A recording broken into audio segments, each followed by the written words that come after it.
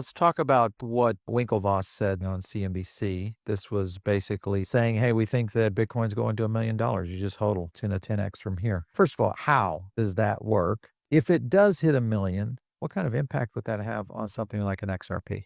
The market cap of crypto would have to 10x from here reasonably, right? Because we're around $100,000 of Bitcoin today. If you had a 10x in market cap, we go from 4 trillion to 40 trillion. I look at the XRP versus Bitcoin chart all the time. That's probably what I watch more than the XRP chart itself when looking for what's going to happen to XRP. And we're poised for a significant move higher in XRP's valuation versus Bitcoin based on what the chart looks like. So, if Bitcoin does get another leg up and we really do see some euphoria and a lot of liquidity move in here, I don't know what other mechanism would drive that, though, is my only concern. I mean, we already have the ETFs, we already have treasury companies, Right. you already got governments and sovereign wealth funds, and it seemed like all the players are at the table. If that was going to happen, we would have seen higher prices, in my opinion. I think we're at a point in the cycle where you might get a little more upside in Bitcoin, but it looks toppy to me. I think we're Yeah. going to get a rotation into alts before we see the million. But that's not to say over the Well, next well, I think he's talking about a 5 years, longer 10 time year. frame. Yeah. Yeah.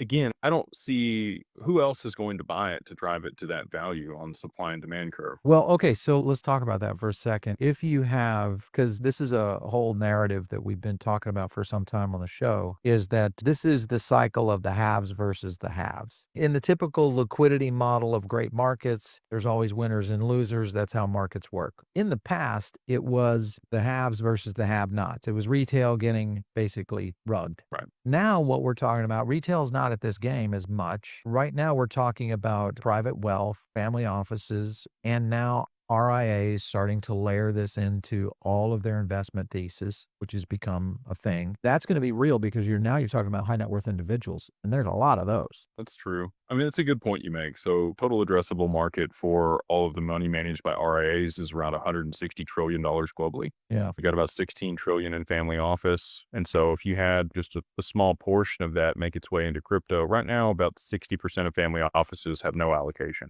Yeah. to digital assets. Wealth managers, it's also very slim. Most of the time it's through these ETFs or other structured products that they're getting access to it. Direct allocation's very limited. There are a few out there that also partner with Anchorage to be able to provide that aside from us. But yeah, I do think that it'll become more prominent in people's portfolios. Again, I have a hard time. Another 10x worth of demand, unless you had supply constricted again. So to your point, if it's another 5 years and we have another halving, and now we're only getting 1.6-ish Bitcoin per block, maybe that's when I can see a circumstance where it could move substantially higher.